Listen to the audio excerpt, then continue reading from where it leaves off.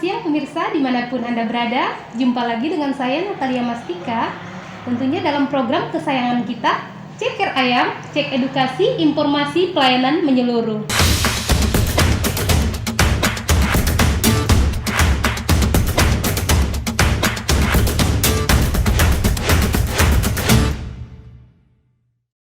Senang sekali selama 20 menit ke depan saya dapat menemani Anda, tentunya dengan topik dan tema yang sangat menarik nih. Nah pemirsa, sebentar lagi kita akan merayakan Hari Raya Idul Fitri tahun 2022. Nah biasanya di Hari Raya ini selalu identik dengan makanan-makanan yang menggugah selera nih, seperti kue-kue lebaran, makanan-makanan olahan daging seperti rendang, gulai, makanan santan, dan lain sebagainya. Nah, bagaimana sih pemirsa supaya kita itu tetap sehat di bulan Lebaran ini?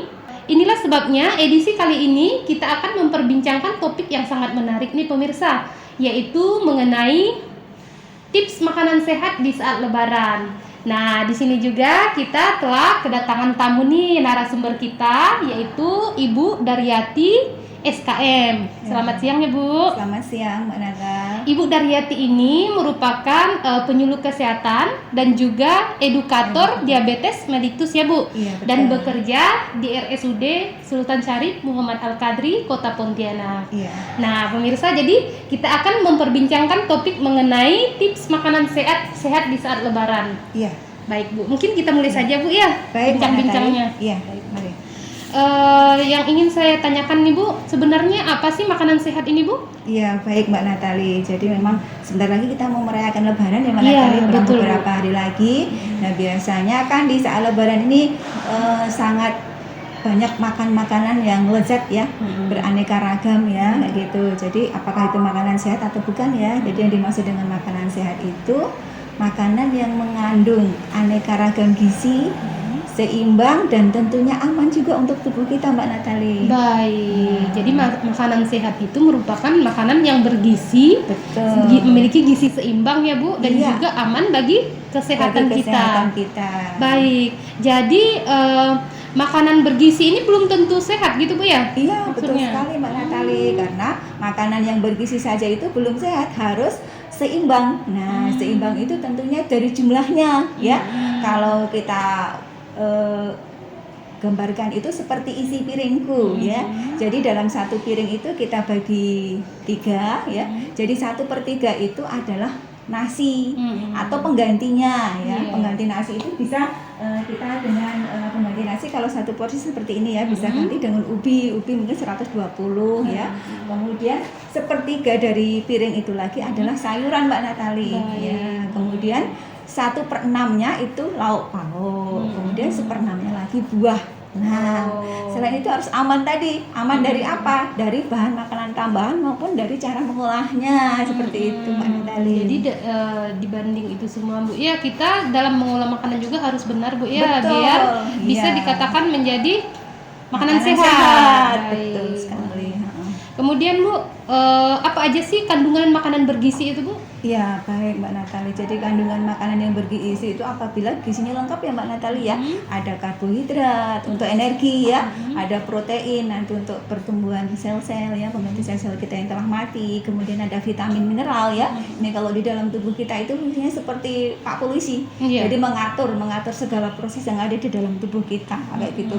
Kemudian harus cukup air. Nah, kayak gitu, cukup air, terus kemudian minum air putih cukup. Selain itu juga seratnya juga cukup. Nah, itu dikatakan makanan itu mengandung ya gizi yang lengkap, seperti itu Mbak Natali. Itu cukup air maksudnya di dalam makanan yang kita makan Bu ya? Yang Atau kita minum Mbak Natali. kita minum. Jadi iya. ukurannya itu kalau kita per kilogram berat badan itu 30 mili atau minimal 18 lah rata-rata 18 per hari ya Bu Iya, ya. betul. Oh, iya, karena ini kan masih banyak nih masyarakat kita yang Iya. mungkin termasuk saya sendiri ya Bu ya, Iya. kurang sadar dalam mengkonsumsi minum air nih Bu. air, Jadi betul. gimana sih Bu supaya membangkitkan kesadaran kita Iya. supaya mau mengkonsumsi air maksimal seperti yang Ibu. Iya, tentunya memang berat ya kalau kita Iya. minum misalnya 18 dalam satu Iya, kali minum. Nah, tentunya betul. kita harus membuat jadwal nih Mbak Natali. Jadi kita bagi dalam 24 jam itu kita bagi jamnya, misalnya bangun tidur 1 gelas ya. Kemudian nanti sebelum makan 1 gelas, sudah makan 1 gelas, apalagi kalau kita kerja ya, Iya, tentunya itu kan betul. kadang lupa minum ya. Betul, betul. Nah, nanti di saat kerja juga harus disiapkan minuman tuh di meja kita biar kita ingat, belum minum air putih seperti itu. Jadi diusahakan 1 hari itu minimal 8 gelas 8 lah gelas kayak ya, gitu. Bu, ya. Iya, betul. Nah, baik Bu, sebentar lagi kita kan akan merayakan Hari Raya Idul Fitri tahun Iya. 2022 nih Bu. Nah, akan banyak kita jumpai nih makanan-makanan yang sangat menggiurkan nih tentunya Bu. Betul, Seperti ini yang sudah dihidangkan Iya, seperti ini roti kue-kue, kering ya. Iya. iya kue-kue kering ya Bu. Iya. Iya, kemudian ada juga tuh olahan-olahan daging Iya. seperti rendang, Bu ya, Rendang, bakso, ya. gulai, Opor, ya iya kan, opor. Natali kan? Iya. Pokoknya makanan-makanan yang banyak mengandung santan ya Bu ya kalau Betul. menurut saya. Iya. Nah, menurut Ibu, makanan-makanan yang sering kita jumpai ini di saat Lebaran apakah memenuhi kriteria sehat dan bergizi, Bu? Iya, baik Mbak Natali. Jadi makanan-makanan tersebut memang enak ya. Iya. Tapi kalau kita lihat ya kandungan gizinya seperti apa, apakah lengkap ya. Jadi kalau kita lihat untuk opor, kemudian rendang ya. Iya. Jadi bahan dasarnya kan daging atau daging ayam atau daging sapi ya, Sapi. dan santan ya. Jadi kedua kandungan bahan makanan tadi itu yang terbanyak adalah kandungan lemak. Nah, Iya, proteinnya betul juga sekali. ada ya dari daging. Namun yang tertinggi itu adalah kandungan ya gizinya lemak. Jadi tidak seimbang ya. Jadi Iya. paling tinggi lemak. Kemudian kalau untuk kue-kue kering bahannya kan tentunya dari tepung, dari gula ya, dan juga dari mentega. Iya, Nah, betul. jadi kalau kita lihat dari kandungannya, komposisi gizinya pasti yang tertinggi tetap lemak Mbak Iya. Natali, dan juga karbohidrat ya. Kemudian proteinnya juga ada namun sedikit seperti itu. Terus kemudian minuman manis tuh ya Mbak Iya, Natali. betul. Minuman bersoda ya, Bu. bersoda Biasa sering ya. sekali Kan tuh kita sangat jumpai. marah ya. Iya. Betul. Macam-macam jenisnya ya. Nah, Hmm. itu juga kandungannya banyak sekali mengandung gula ya. Nah, gula ini kan termasuk karbohidrat, sedangkan kandungan yang lainnya mungkin sedikit. Nah, kayak Baik. gitu Mbak Natali. Jadi bisa dikatakan makanan-makanan yang sering kita jumpai ini merupakan makanan yang tidak memenuhi kriteria sehat dan bergizi ya, Bu? Ya, nanti akan kita lihat dulu. Makanya kalau untuk mengkonsumsi harus ada tips-tips tertentu supaya kita tidak mengganggu untuk tubuh kita. Seperti itu, Mbak Baik. Natali. Jadi juga perlu diketahui nih pemirsa untuk mungkin penderita-penderita yang ada penyakit tertentu ya Bu ya. Betul. Jadi dikontrol dalam hal mengkonsumsi makanannya. hidangan Lebaran nanti iya, ya. betul. Iya, tidak kalap. Betul. Nah, kayak gitu ya, Mbak Natali. Ya, betul, Biasanya betul. bisa menaikkan segala mungkin kolesterol, Iya, kolesterol, juga ya. ya Bu ya, kemudian Gula darah, gula ya. darah, yang Oh, hipertensi juga iya, ya Bu ya. betul. Baik, Iya. jadi harus tetap terkontrol Iya. seperti itu Bu ya. Baik. Kemudian untuk kandungan gizi hidangan saat Lebaran nih Bu, Iya. bagaimana sih kandungan gizinya? Iya. Apakah bergizi Bu? Ya, baik. Dilihat Kalau dari untuk kandungan-kandungannya. makanan yang dihidangkan di saat Lebaran, ya gizinya itu tetap ada ya Mbak Natali, tetapi Iya. tetap paling tinggi itu adalah kandungannya lemak dan karbohidrat. Ya, tentunya nih kalau kita konsumsi secara berlebihan, ini kurang baik untuk tubuh kita, sehingga harus waspada ya, betul-betul diperhatikan nanti untuk porsinya ya. Baik. Jangan banyak-banyak makan. Jangan banyak-banyak Nah, makan, betul. diporsir ya Bu ya, Iya, bersih. betul. Mentang-mentang habis puasa ya kan? Iya. Balas dendam. Biasanya kan Iya. kebanyakan dari orang-orang nih Bu kan kalau melihat makanan-makanan enak gitu kan lupa tuh dengan Iya, segala betul. penyakit-penyakitnya tuh Bu. Iya, betul. Baik. Kemudian bagaimana sih Bu dampak bagi tubuh kita sendiri Iya. itu jika mengkonsumsi makanan yang tinggi lemak sih apa dampaknya gitu Bu? Baik, tadi sudah disinggung ya Mbak Natali ya. Iya. Jadi kalau kita banyak mengkonsumsi makanan yang lemaknya tinggi ya, dan juga gulanya tinggi ya Mbak Natali ya, tentunya akan berisiko untuk kesehatan kita. Ya bisa kita berisiko obesitas ya atau kegemukan. Nah, ini akibatnya karena kita konsumsi lemak yang berlebih dalam tubuh kita ya kan, Iya, iya. akan ditimbun nih. Nah, lemak jadi kita gemuk kayak gitu.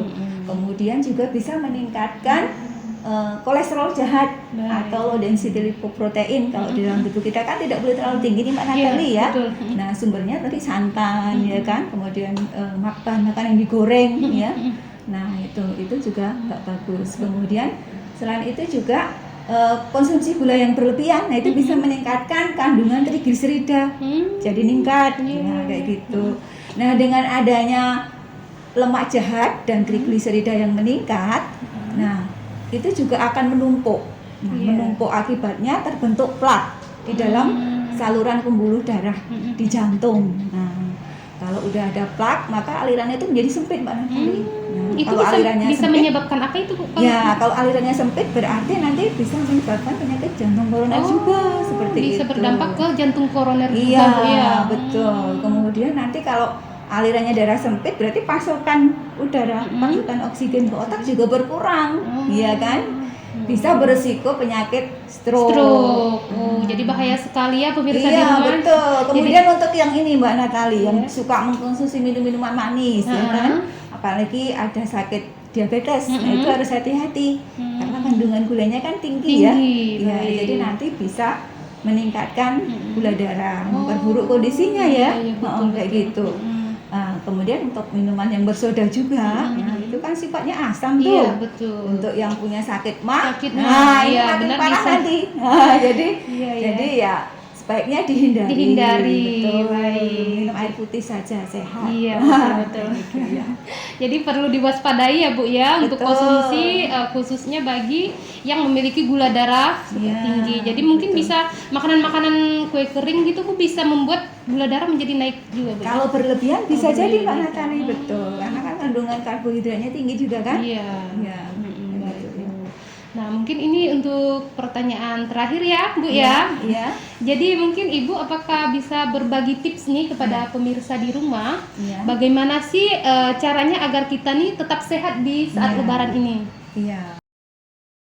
Baik Mbak Natalia, jadi pemirsa ada beberapa tips yang mungkin bisa diterapkan pada saat nanti Lebaran ya, untuk tetap menikmati hidangan yang lezat tapi tetap sehat ya. Jadi yang pertama, batasi lemak. Jadi nanti konsumsi untuk makanan hidangan di saat Lebaran jangan berlebihan ya, karena kebutuhan lemak dalam tubuh kita itu tidak boleh terlalu tinggi. Jadi hanya sekitar 10-25% dari total kebutuhan kalori kita ya. Jadi nggak boleh banyak-banyak kayak gitu. Kemudian tips yang kedua nih, nah itu hindari minuman yang bersoda dan juga minuman yang mengandung gula terlalu tinggi Mbak Natali ya. Betul. Seperti itu. Nah, karena kebutuhan dari gula itu sendiri yang diperbolehkan itu hanya 10% dari total kalori ya. Atau kalau kita umpamakan dengan ukuran sendok makan itu hanya 4 sendok makan saja, seperti itu ya. Jadi biar tidak terlalu berlebihan. Ya. Boleh nanti makan ya, minum yang manis tapi sesuai dengan porsinya, kebutuhannya saja, tidak usah berlebihan ya. Kemudian yang berikutnya tips dari saya adalah kendalikan porsinya ya, jangan kalap mentang-mentang habis puasa ya kan, terus dihidangkan makanan yang lezat-lezat kemudian makannya banyak. Iya, itu betul enggak sekali. boleh. Jadi sesuai dengan porsinya saja. Kalau istilahnya nyicip-nyicip saja gitu Mbak Natali, nggak usah banyak-banyak seperti itu ya. Kemudian tips yang keempat dari saya, tetap konsumsi sayuran dan buah meskipun di saat Lebaran, jangan lupa tuh. Bahkan kalau kita mau keliling nih Mbak Natali, misalnya mau silaturahim kemana-mana, jangan lupa makan sayur dan buah dulu. Nah, jadi sudah kenyang dulu. Ya, jadi membatasi konsumsi yang mengandung lemak dan gula yang tinggi tadi. Jadi kalau bisa makan buah-buahan dan sayuran dulu ya, Bu. Betul. Dan jangan lupa yang terakhir nih pemirsa ya, jangan lupa minum air putihnya nih ya. Minimal 18 per hari.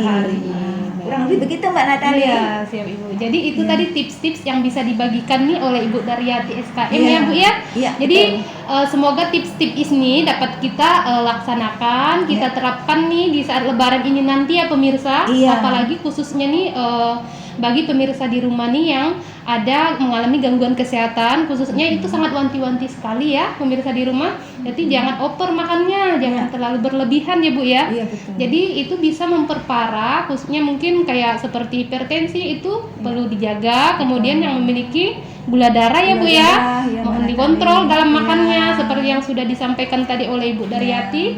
Nah baik pemirsa, tidak terasa nih kita sudah sampai di penghujung acara. Semoga informasi yang kami berikan ini dapat bermanfaat untuk pemirsa di rumah. Dan saya juga mengucapkan terima kasih kepada Ibu Daryati SKM yang sudah berbagi informasi ini dengan kita-kita di sini Bu ya. Sama-sama Mbak Natali. Ya. Kemudian tidak lupa juga kami mengucapkan Bu ya, kita mengucapkan selamat Hari Raya Idul Fitri. 1443 Hijriah. Minal aizin wal faizin, mohon maaf lahir dan batin. Akhir kata, saya Natalia Mastika dan narasumber kita Ibu Daryati SKM pamit undur diri. Sampai jumpa di acara selanjutnya.